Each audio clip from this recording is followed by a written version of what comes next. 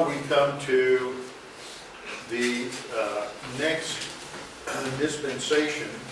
Теперь мы переходим к следующей диспенсации, Okay, which begins with the Noahic covenant. которая начинается с Нового Завета. Now, the cause for the judgment is described in Genesis chapter 6. Причина суда описана в Бытие 6 главе. And this is related to this thing described in Genesis 6:2 with the sons of God and the daughters of men. И там проблема заключается в связи между сыновьями Бога и дочерьми человеческими. Now, have you studied this? Вы изучали этот отрывок?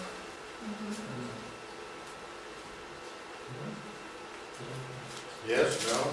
Да, Some нет. have, some haven't. Некоторые только изучали. Okay, well, let me just go over this because this is something sometimes people have difficulty with this. Ну, я все равно пройду эту тему, потому что иногда людям трудно это понять. I think that the period of time before the flood was very different from today. Я думаю, что тот период, который длился до потопа, очень отличался от сегодняшнего времени. I think the earth looked different. Я думаю, что Земля выглядела по-другому. I think that there were certain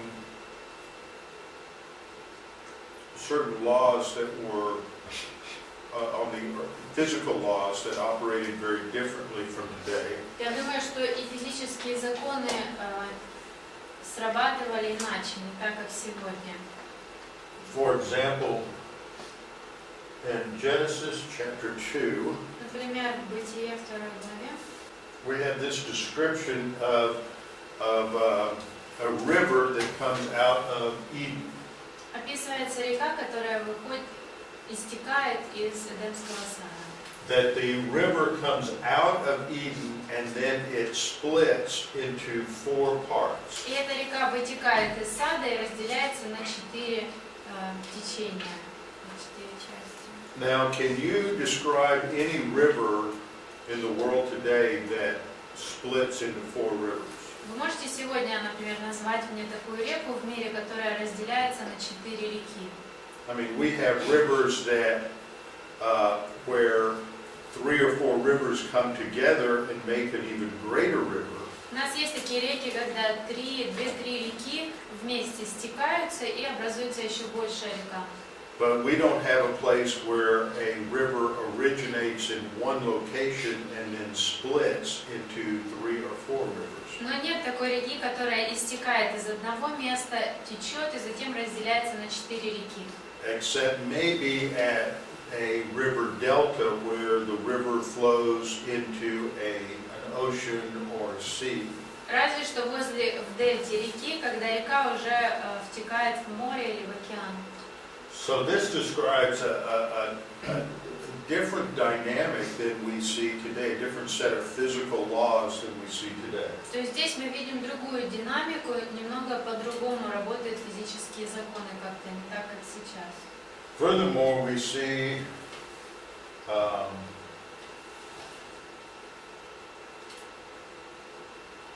that it didn't rain. Дальше мы еще видим, что не было дождя. For there was, instead of rain, the earth is watered by this mist that comes out of the earth. Вместо дождя земля орошается таким паром, туманом, который опускается на землю. And so the perfect environment before the flood was the earth would have looked different. Итак, вот та среда и то состояние, в котором находилась земля, выглядело по-другому, она не так, как сегодня. Some people suggest that before the flood, the continents were still together. И некоторые предполагают, что до потопа континенты тоже были все вместе. You know what I mean when I talk about continental drift? Вы знаете, о чем я, что это такое, когда движение континентов? Yes, no? Да, нет? Нет, слышно.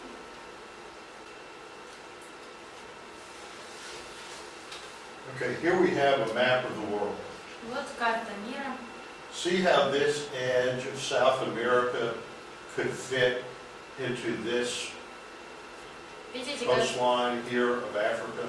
как вот этот край Южной Америки вписывается вот в это побережье Африки. And maybe this area here would fit in this area here. И вот эта часть вписалась бы вот сюда. So there is a theory that at one time the two continents were very close together. Итак, есть теория того, что было время, когда эти два континента очень близко находились друг And к другу. some massive geological event caused them to shift or move away. И какое-то очень сильное геологическое событие произошло, и в результате чего они разделились. Now, I'm not sure if that happened or not. Я не уверен, происходило But it's- это или нет. It's very possible when we think about the damage that a worldwide flood would cause. Но это вполне возможно, если мы подумаем всерьез, какие бы последствия повлек за собой потоп мировой. And the tremendous geological upheavals that were involved.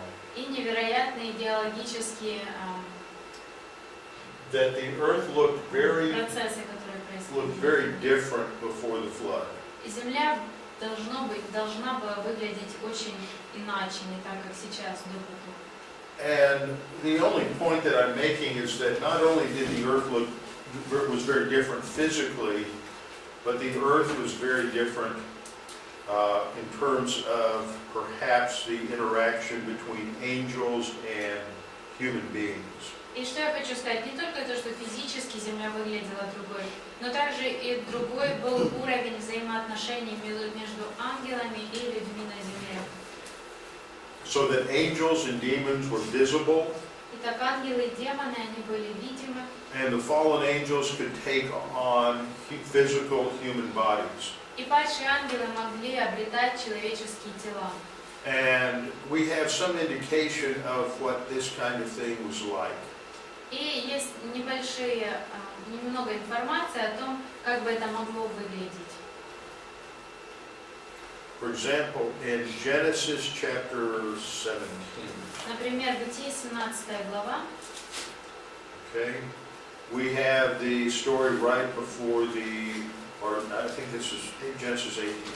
18 глава. This is before the judgment of Sodom and Gomorrah. Это перед тем, как были осуждены Содом и Гоморра. Okay, so the Lord comes to visit Abraham. Итак, Господь приходит и посещает Авраама, And it appears to be three men. и он является, то есть приходит к нему 3 человека. Later we learned that one of these three men is God, Позже мы узнаем, что один из этих 3 так называемых людей был Богом, and the other two are angels. а 2 остальных были ангелами. And later God will send these two angels to bring judgment against Sodom and Gomorrah. И после этого Бог посылает этих 2 ангелов в Содом и Гоморру, чтобы осуществить суд. In Genesis 18:22, В Бытие 18:22 they're called men. они названы мужи. Now, when and then we're told that they were angels that came and brought judgment on Sodom and Gomorrah. И там говорится, что это были ангелы, которые осуществили суд над Содомом и Гоморрой. I'm not sure. This becomes clear in verse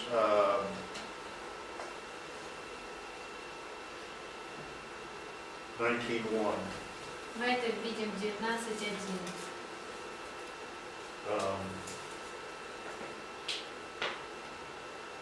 Now the two angels came to Sodom in the evening. 2 ангела пришли в Содом вечером. So what we see is that these two angels are accompanying God, and they've taken on complete human form. И так мы видим, что вот эти 2 ангела принимают полностью человеческое обличие. And when they come to be with Abraham, they're able to have all these normal physical bodily functions. И они приходят в гости к Аврааму, и они при этом участвуют во всем том, They в eat, чем задействованы физические функции. Они едят, они пьют, they lie down and they rest, они прилегли отдохнуть. and for all physical purposes, they appear to have normal physical bodily functions. И так похоже, что они участвовали физически во всех обычных проявлениях физического тела. Now, we're clearly told in Genesis 6 that these are called the sons of God. В Бытие 6 нам четко написано, что вот те, кто там были, они названы сыны Божьи. And that this phrase, dealing with the sons of God, the term sons of God, is used several times in the scriptures. И вот эта фраза «сыны Божьи» несколько раз используется в Писании. And it always refers to an angel. И всегда относится к ангелам. In Job 1:6, В Иова Job 1:6, 2:1, 2:1, Job 38:7, it always refers to angels. 38:7, везде речь идет об ангелах. So this shows that something strange is happening here, Итак, из этого мы видим, что здесь происходит что-то странное. that some kind of angelic creature is intermarrying with and taking human wives. Мы видим здесь, что какого-то рода ангельское существо женится и берет женщин себе в жены. Okay, this is further described in 2 New Testament passages. И затем в Новом Завете описана эта ситуация в двух отрывках. One of these is in Jude, verse 6. Один из них это Иуды 6. Talks about the angels who did not keep their proper domain, Здесь говорится об ангелах, не сохранивших своего достоинства, but they left their own abode. но оставивших свое жилище. And the word here for a domain indicates a proper original position. И когда говорится своего достоинства, речь идет о подобающем им положении. The angels did not keep their first position, Итак, ангелы не сохранили своего первого исходного положения, and as a result, и в результате they left this original position, their abode, они оставили вот это свое положение, свое жилище, and they did something that is compared to the action of Sodom and Gomorrah. и они сделали что-то, что сравнивается с действиями Содома и Гоморры. And in verse 7 we read В 7 стихе мы видим, that there was a sin in Sodom and Gomorrah that was similar to these. что в Содоме и Гоморре был похожий грех, как на тот, который они совершили. And so the these here refers back to something that these angels did. Подобно им, то есть вот этим демонам и тому, что они делали.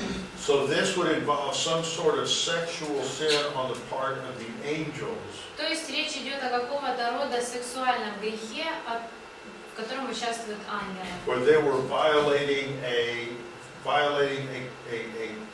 boundary that God had set. И тем самым они нарушили те границы, которые установил Бог. This is also mentioned in 2 Peter chapter 2 verse 4. И также во 2 Петра 2:4 тоже об этом. But before we go there, notice that the judgment on these angels is that they're put in chains of darkness until the judgment. И обратите внимание, наказание для этих ангелов, они в вечных узах под мраком на суд великого дня. In 2 Peter 2:4, we're told that God did not spare the angels who sinned, В 2 Петра 2:4 сказано, Бог ангелов согрешивших не пощадил. and these were also put in chains of darkness. И эти ангелы тоже были связаны узами адского мрака. Now, most people believe that Peter is talking about the same group that Jude was talking И about. большинство людей согласны, что Петр здесь говорит о времени, And that о том, о чем говорил Иуда. this angelic sin took place at the time of Noah. И этот ангельский грех был совершен во время Ноя. And so what we see is the New Testament also confirms that there was some sort of angelic sin involving sexual immorality with human beings. Итак, мы видим, что произошел какого-то рода грех, в котором они занимались какой-то сексуальным, аморальным. And that this group of fallen angels were then punished by God and put in confinement until their future final judgment. И также мы видим, что этих ангелов Бог сковал и поместил в мрак, и они ожидают своего будущего суда окончательно. Now, there are some people who think that the sons of God is not a reference to angels, but is a reference to the descendants of Seth. Некоторые считают, что фраза «сыны Божьи» не подразумевает ангелов, а сыновей Сета. Сифа.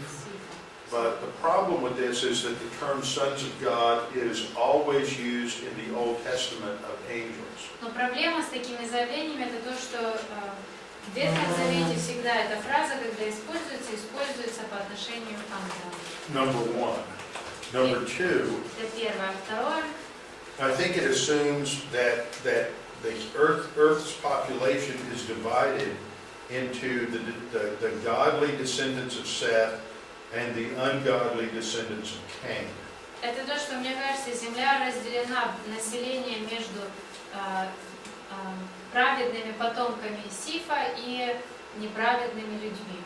But part of the problem with that is that the Earth's population was how many? Но в чем проблема такого мнения? Это какое население Земли было в то время?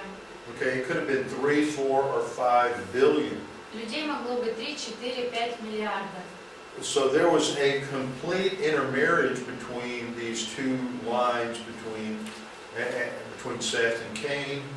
Поэтому должно было произойти смешание между этими двумя линиями, между Каином и Сифом. And not only that, but Adam had many other sons and daughters. Ну и более того, у Адама было много других сыновей и дочерей. So even though it seems strange to us that there would have been this sort of demonic infiltration of the human race, it makes sense on the basis of some other things said in Scripture. Итак, хотя для нас звучит как-то дико, что ангельский мир смешался с человеческим миром в каких-то сексуальных грехах, тем не менее, все становится на свои места в свете других мест Писания. In Revelation 12, В Откровении 12 we're told about, we're given this imagery related to the history of Israel. здесь дается образная лексика, описывается история Израиля. We're told about this woman clothed with the sun, with the moon, and under her feet the 12 stars. Здесь описана жена, облеченная в солнце, под ногами луна, на голове венец. This imagery comes from one of Joseph's dreams. Вот такой образ взят из одного из снов Иосифа. His father Jacob was the sun, his mother was the moon, and his brothers were 12 stars that bowed down to him. Итак, Иаков, отец его, был солнцем, луной мать его, и 12 звезд, это его братья, которые поклонились ему. So Israel then is depicted by this as this woman. Итак, вот Израиль изображен в качестве этой Who женщины. gives birth to a child. И она рожает ребенка. Mind the same passage here. Gives birth to a child, Она рожает ребенка, which is the Messiah. то есть Мессию. And then she is attacked by this fiery red dragon. И затем на нее нападает этот огненный красный дракон, большой красный You know, дракон. a dragon would be another form of Nahash, the serpent. А дракон это одна из вариаций Нахаш, этого змея. Now, this time, this is depicting the future time. И затем описывается дальше ситуация, это уже будущее. The dragon draws a third of the stars of heaven together. Вот этот дракон увлекает собой треть звезд небес. Now, stars of heaven is another way that angels are described. И звезды небесные это еще одно описание ангелов. Okay, and the picture here is the dragon is depicted as waiting for this birth of this child in order to destroy the child as soon as it's born. И здесь описано, как этот дракон ожидает рождения этого ребенка для того, чтобы затем уничтожить его, как только он родится. And that in this future time, the woman is going to, which is Israel, is going to flee into the wilderness or the desert for 1,260 days. И затем эта женщина будет бежать в пустыню и будет там оставаться 1260 дней. Now this describes the last half of the future tribulation period. Вот здесь описана вторая половина периода скорби в будущем. Now, all of that I've just said to kind of help us with the context here. Я все это рассказала, чтобы мы поняли контекст. But what I really wanted to focus on is that there's this war that breaks out in heaven about halfway through the tribulation. Но теперь я хочу, чтобы мы рассмотрели войну, которая начинается на небесах примерно после половины периода скорби. And the dragon and his angels lose the war. И драконы, ангелы его проигрывали эту войну. And then it says, nor was a place found for them in heaven any longer. И дальше сказано, и не нашлось уже для них места на небе. And in verse 9 we're told that the dragon and his angels are cast to the earth. И затем в 9 стихе сказано, что дракон и ангелы его сброшены на землю. See, Satan and his angels still have access to heaven today. Видите, дьявол и ангелы его по-прежнему доступ у них им открыт на небеса. But this is a picture that indicates that during the last half of the tribulation, the demons will actually be cast to the earth, and we'll see something similar to what we saw in the early dispensation, where angels and demons are visible to the human race. Но здесь мы видим, описывается ситуация, что во второй половине скорби сатана, ангелы будут сброшены на землю, и так получится похожая ситуация, как та, которая была в Бытие, и когда демоны уже видимы для людей. And so there's this interaction between angels and mankind again during the final part of the tribulation. И опять, если снова будет какая-то взаимосвязь между ангелами, демонами и людьми в конце скорби. Now this makes sense if we realize that the tribulation is a time when God is going to finally bring judgment to all of those who have disobeyed Him in history. Становится тогда более понятно, потому что скорбь будет тем временем, когда Бог будет судить всех, кто были непослушны Ему за всю историю. And at the final battle, at the end of the tribulation, И в окончательной битве в конце периода скорбь Christ will send the Antichrist and the false prophet into the lake of fire. Христос пошлет и Антихриста, и лжепророка в огненное озеро. And He will bring judgment on the fallen angels. И Он осуществит суд над падшими ангелами. And He will cast Satan into the abyss for 1,000 years. И Он бросит сатану в бездну на 1000 лет. So the judgments at the end of the tribulation are judgments that relate to both angels and to human beings. Итак, суды, которые будут происходить в конце 7 лет, они будут направлены и к демонам, к ангелам, и к людям. So what I'm suggesting here is the early dispensations before the flood are similar to, or suggest that there's a similarity with the final age and the final part of the tribulation. Итак, я хочу подвести это все к тому, что мы видим, что вот эти ранняя диспенсация более, она очень схожа с тем, что будет в конце.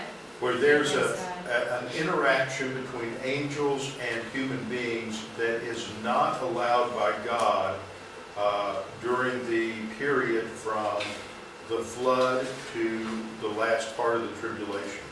И будет происходить какое-то взаимоотношение между демонами и людьми, те взаимоотношения, которые были запрещены с момента потопа и до начала второй половины скорби.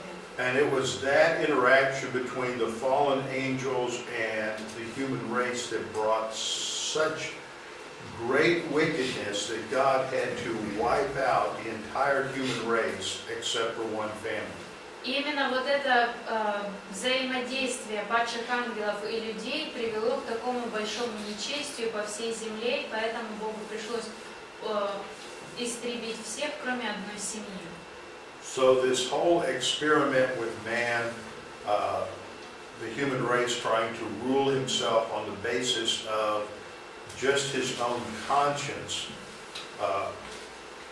collapses. Итак, вот этот эксперимент того, что человек может сам руководствоваться, имея лишь свою совесть, мы видим, как он потерпел крах.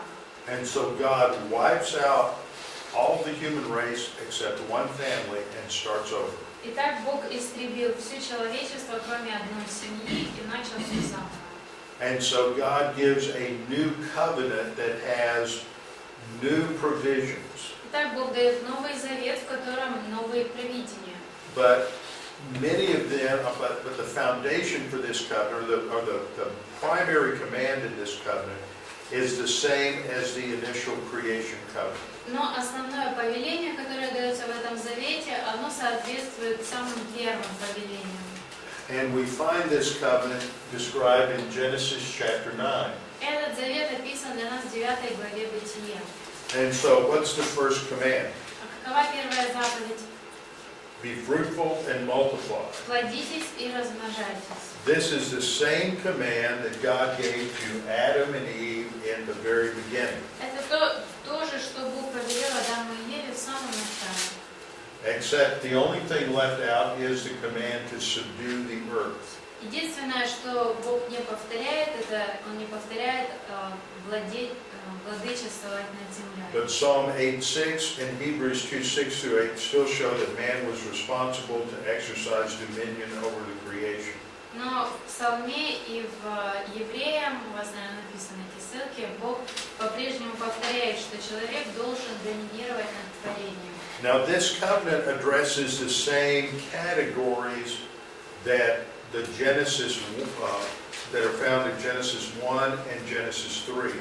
И в этом завете опять речь идет о тех же категориях, о которых шлось в 1 и 2 главах Бытия. It talks about man's relationship to the animal creation. Там говорится о положении человека перед животными. And it talks about God's provision of food for them. И говорится о том, какой едой обеспечил их Бог.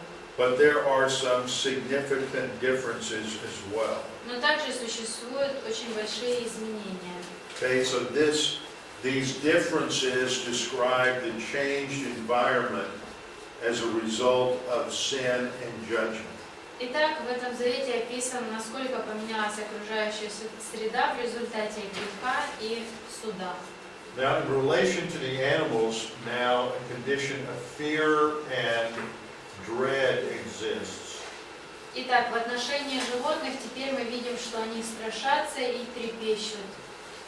And that prior to this time, there was still something of a harmony between man and the animals. До этого все еще присутствовала какого-то рода гармония между человеком и животными. But now this state of hostility exists because God is going to allow them to be a food source for the human race. Но теперь отношения становятся враждебными, потому что Бог теперь позволяет, чтобы животные стали пищей для людей. So every moving thing that lives shall be food for you. Итак, все движущееся, что живет, будет вам в пищу. Now later on in the Mosaic law, God is going to restrict food for the Jewish people to only clean animals. Позже уже в Моисеевом законе Бог ограничит пищу и позволит евреям питаться лишь чистыми животными. But in the Noahic covenant, every moving thing that lives shall be food for you. Но в Ноевом Завете все живое, движущееся, все в пищу. Snails, Улитки, worms, черви, черви, grasshoppers, кузнечики, everything. все. Okay? Lobster, Лобстер, shrimp, креветка, everything. все. Okay? But under the Mosaic law, those things that I listed would not be clean. Но по Моисеевому закону, вот то, что я перечислила, это считалось бы нечистым. But under the Noahic covenant, every moving thing, even snakes, Но в соответствии с Ноевым Заветом все, включая и змей. Anybody eat snake? Кто-нибудь ел змею? Nobody said snake? Tastes like chicken. Похоже на курицу змею. Greasy chicken. Yeah, I've had rattlesnake. Жирную курицу, похоже. Okay, so everything, so that's different. Before this, it's man only ate vegetation. He was a vegetarian. То есть, видите, до этого времени отличалось, человек был вегетарианцем. But now he's commanded to eat meat. Теперь ему дается повеление именно есть мясо. Okay, so protein of some animal, whether it's fish or fowl or meat. То есть должен человек получать белки откуда-то, то ли от рыбы, от птиц, от мяса. But the restriction is that they should not eat flesh while it's still alive. Но ограничение, что не должен человек есть плоть, пока еще жива она. They are to kill the animal first. Сначала нужно убить животное. And then he goes on to describe that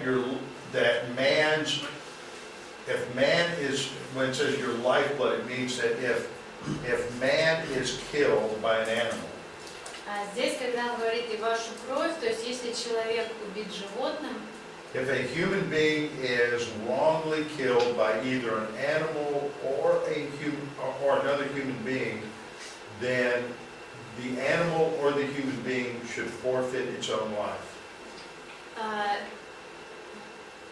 Если человека убило либо животное, либо другой человек каким-то неправильным образом умирает человек, то с того, кто убил, он должен лишиться жизни. Now today we still practice part of this in most parts of the world. И по сегодняшний день практикуется этот принцип в большинстве мест в мире. If an animal kills a human being, Если животное убивает человека, then that animal is usually killed. то обычно убивают это животное. Right? Правильно? Because they have now acquired a loss of respect for a human being.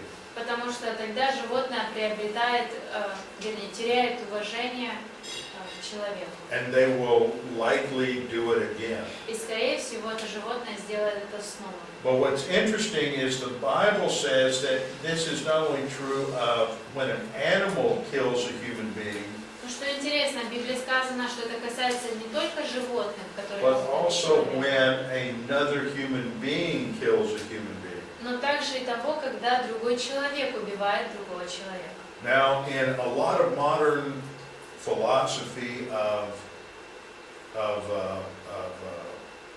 punishment, Но сегодня много есть современных философий наказания, we no longer believe in punishment.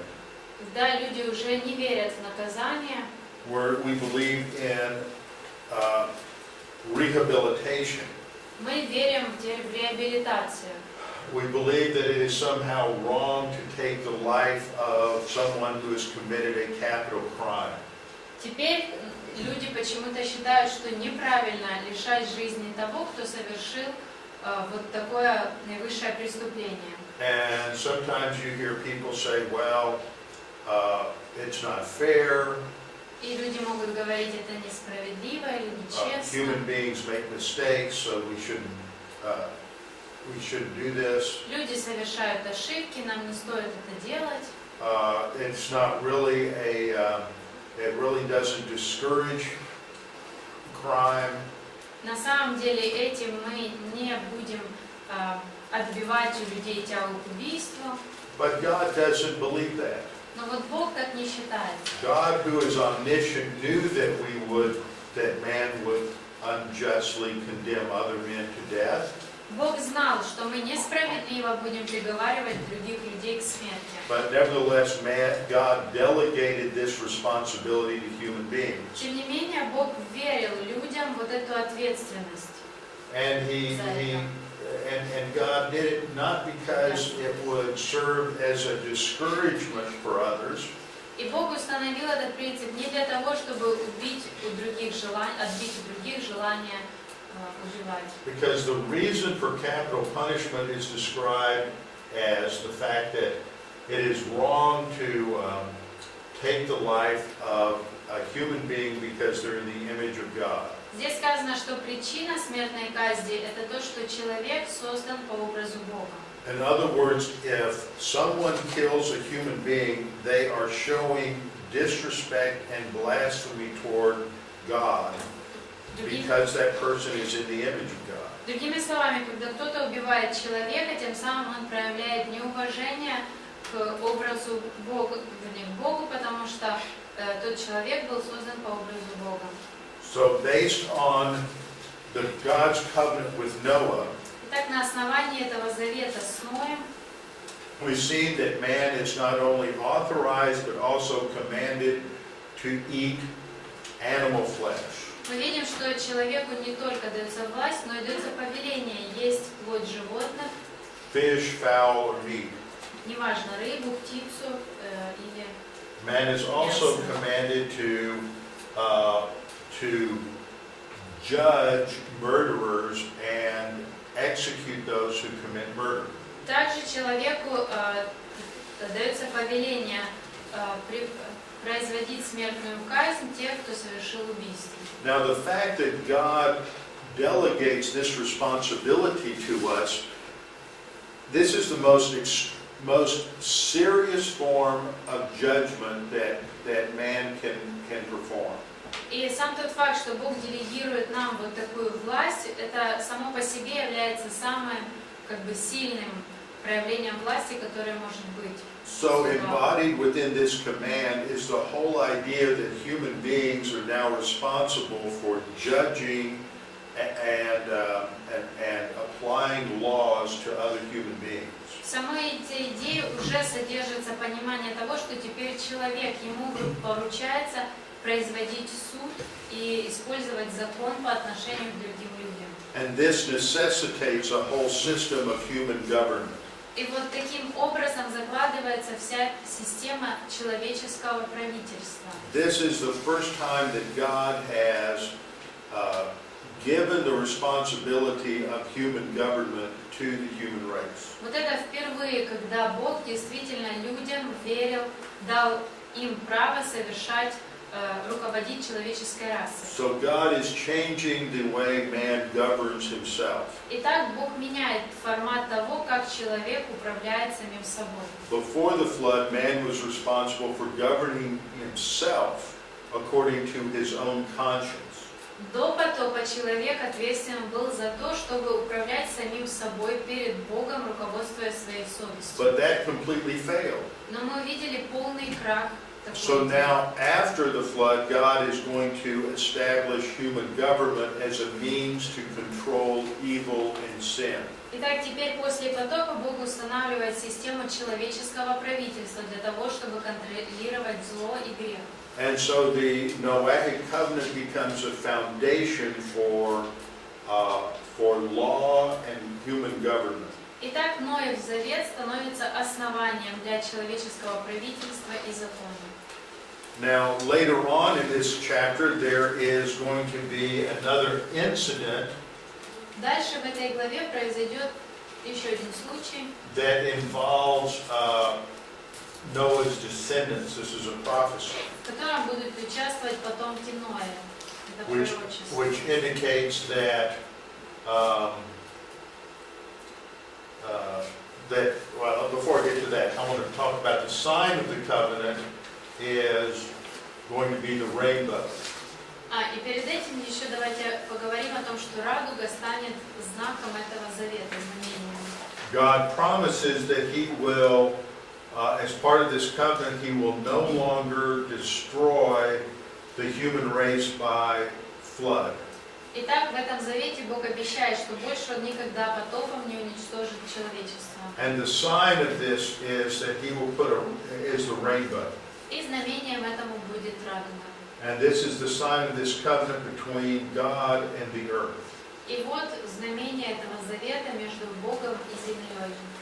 So whenever we see a rainbow, this should remind us that the Noahic covenant is still in effect. Итак, каждый раз, когда мы видим радугу, она должна напоминать нам о том, что Ноев завет все еще в силе. And so when you see a rainbow, you should remember three things. Когда вы видите радугу, вы должны подумать о трех вещах. What are those three things? О каких трех вещах? Okay? Number one, Первое, what do you think they are? как вы думаете, какие три вещи? Before we all fall asleep after lunch. Перед тем, как мы все заснем. Потопа больше не будет. No more flood. No more flood. That's right. God's not going to destroy the earth by flood. What's the second thing it means? Второе, что?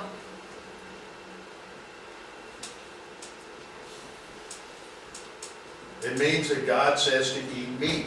Напоминать должно, Okay. что Бог говорит есть мясо. God says we're to eat fish, fowl, or meat. Бог говорит нам, что мы должны есть и рыбу, и птицу, и That's мясо. just as much part of the covenant, isn't it? Это тоже равная часть этого завета. They go together. Они все эти пункты идут вместе. It also means we're to execute murderers. Также это должно напоминать, что мы должны казнить убийц. That's just as much a part of the covenant, isn't it? Это такая же равная часть этого завета. Okay, so the rainbow means Итак, радуга означает eat animal flesh, есть плоть животных, execute murderers, казнить убийц, and God will never destroy the earth by fire, by water again. и Бог больше водой никогда не уничтожит землю. Okay, now after this, and I think that's primarily part of the covenant, but there's another aspect that comes up in this little episode at the end of the chapter. И затем еще один That аспект мы видим в конце Noah, главы. Noah plants a vineyard, drinks his new wine, and gets drunk. Ной сажает виноградник, пьет свое вино, напивается. He passes out drunk and naked in his tent. Он засыпает пьяным у себя в шалаше. And one of his sons sees him and tells the two brothers. И один из его сыновей видит его и рассказывает двум остальным And братьям. the implication here is that there's not a sexual implication here, there's an implication that he's making fun of his father, showing a lack of respect for his father's authority. И вот этими словами не подразумевается, что произошло что-то сексуальное, а просто говорится о том, что он как насмехался и не проявлял уважения к отцу. But Shem and Japheth show respect for their father, Но Сим и Фет, они проявили уважение к отцу, and they take a garment and carry it between them, but they're not looking at their father's nakedness, at his exposure, and they cover him with respect. ну, и они берут одежду, несут ее вдвоем спиной, не глядя на наготу отца своего, и с уважением покрывают его. And so when Noah woke up, he realized what had happened, И когда Ной проснулся, он понял, что произошло, and he pronounces a prophetic judgment in relation to his children. и он объявляет пророческое осуждение на детей своих. Now he doesn't curse Ham, Он не проклинает Хама, but he pronounces his judgment on one family, one tribe that will be a descendant of Ham. Но он провозглашает осуждение на одну семью, которая произойдет от Хама. And that is the descendants of Canaan. И это будут потомки Ханаана. Now remember when he does this, who wrote Genesis? Кто написал Бытие? Мозес. Moses. When did he write Genesis? Да, он написал Бытие. После исхода. After the Exodus. After the Exodus, before what? До чего? Перед входом в землю. Before entering the land. Before entering the land of Canaan. Перед тем, как в Ханаан они вошли. So he's beginning to show that there is a reason for the destruction of the Canaanites. Итак, он начинает показывать, что есть причина, почему нужно уничтожить хананеев. The Canaanites are demonstrated in their all of their religions and their sexual sin, these tendencies that were present in their forefather Ham. И хананеи в своих религиях, в своих сексуальных связях, они проявляли все те тенденции, которые еще были видны в Хаме. And so Noah is recognizing that Canaan will be under divine judgment. Итак, Ной заявляет о том, что Ханаан будет под Божьим осуждением. And in contrast, Shem is going to have, Shem's descendants will have a special relationship with God. Тем не менее, потомки Сима будут иметь особое отношение с Богом. And the descendants of Canaan will be the servants of Shem. И потомки Хама будут служить потомкам Сима. And then he pronounces a blessing on Japheth and Japheth's descendants. Затем он провозглашает благословение на Иафета и его потомков. And that his blessing will come from dwelling in the tents of Shem. И говорит, что его радость, часть, благословение придет в шатрах Сима. And what he means by this is that Жить он будет the descendants of Japheth will be blessed as they live in harmony with the God of Shem. Тем самым он говорит, что благословение для потомков Иафета будет в том, что они, если они найдут его, если будут жить в мире и будут в мирных отношениях с Симом и его потомками. And actually this shows a very general trend in human history in terms of the descendants of Shem, Ham, and Japheth. И вот в этом мы можем проследить общую такую тенденцию среди потомков Хама, Сима и Иафета.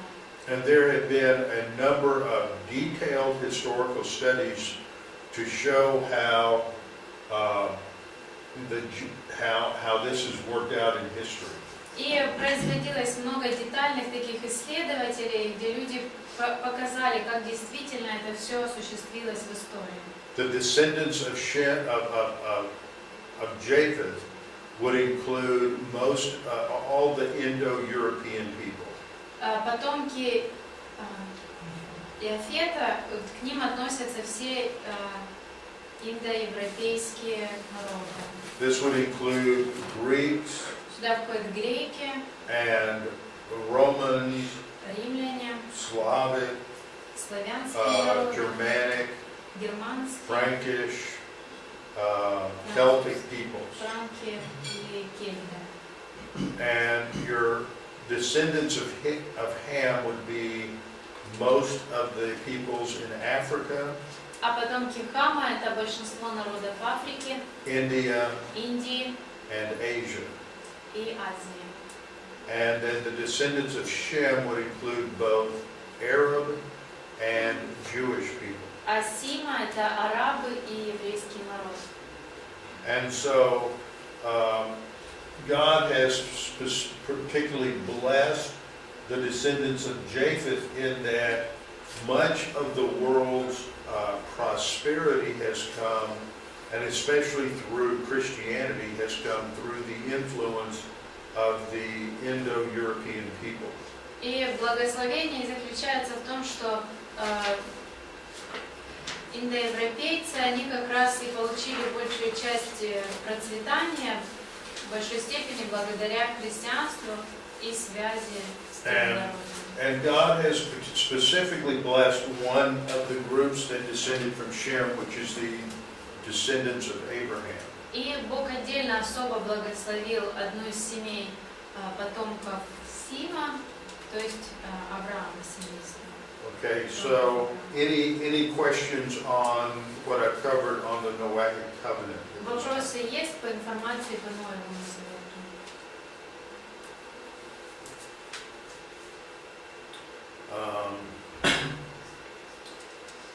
The status of this covenant is that it is a permanent covenant.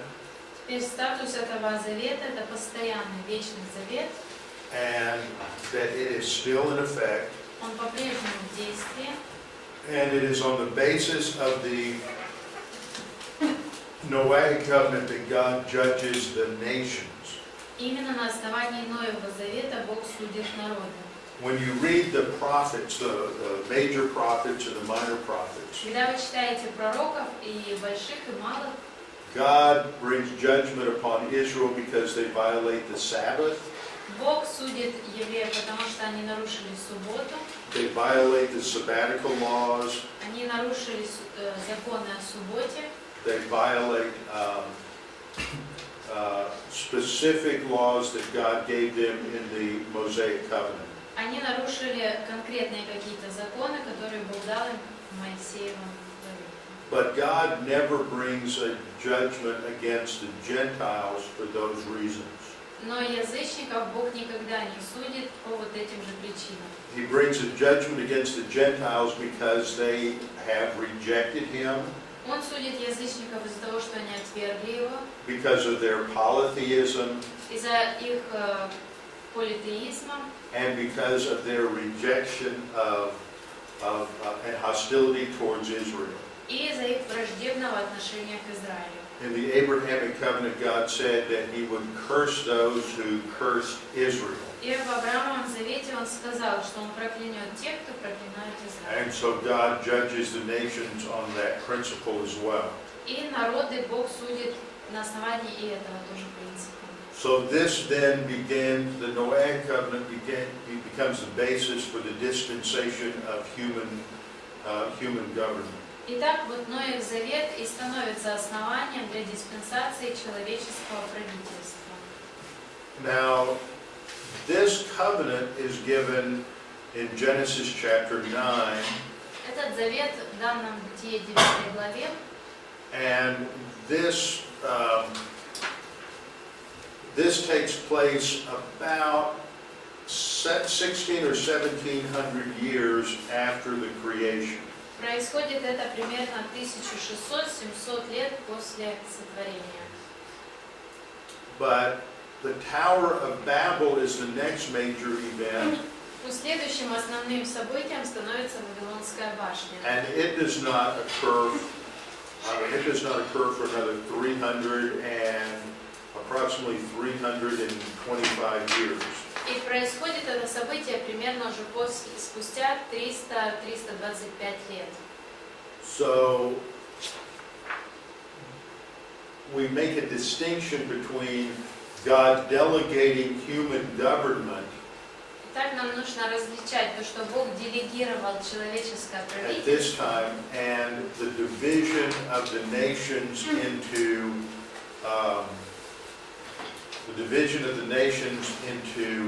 the division of mankind into nations, which comes at the Tower of Babel. дал он правительство в это время, а уже люди все разделились на народы во время Вавилонской башни. And God causes that division to occur by dividing the languages. И происходит это разделение из-за того, что Бог разделил языки. Because up until the Tower of Babel, everybody is speaking the same language. Потому что до Вавилонской башни все говорят на одном языке. They are intermarrying, Они вступают в браки друг с другом. but once God divides the languages, then people begin to split into different people and tribal groups. Итак, когда Бог разделяет языки, люди начинают группироваться в зависимости от языка. So when God divided and gave many different languages, Итак, то, что Бог разделил, дал много разных people языков. separated off with the people they could communicate with. Это разделило людей на те группы, в которых люди могли общаться с кем. And this prevented the human race then from trying to unite together against God like they did at the Tower of Babel. И это помешало людям объединиться всем вместе в борьбе против Бога, как они пытались это сделать в Вавилонской башне. Okay, but we see that by the end of time that man is going to develop ways to overcome the language barrier.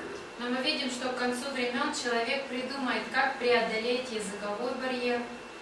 And he will do this through technology, И это будет достигнуто с помощью технологий каких-то. and he will do this economically because the human race will pick a language that becomes a trade language. Технологически, также экономически, потому что люди сойдутся на каком-то языке, который станет торговым. For example, in the time of Rome, people who wanted to trade learned Latin or Greek so they could all communicate. Например, во время Рима люди, если хотели торговать, то они учили либо латинский, либо греческий, чтобы они могли торговать. In the East, in Israel, in Syria, in Parthia, people learned Aramaic. That was the trade language. На Востоке, в Сирии, Израиле, Парфии люди учили арамейский, потому что он был торговым языком. Today, a major language of business and commerce around the world is English. Сегодня английский является общим языком для торговли и бизнеса. But an even greater language is computer languages. Но еще большим таким языком высшим является компьютерный And язык. so through technology, that creates an international language. Итак, технологически тоже можно достичь международного языка. And all of this is preparing for that future one world government that comes into existence under the Antichrist. Итак, все вот это готовится для того, чтобы подвести человечество к приходу Антихриста. Okay? Let's take a break here and then we'll come back. Давайте здесь остановимся.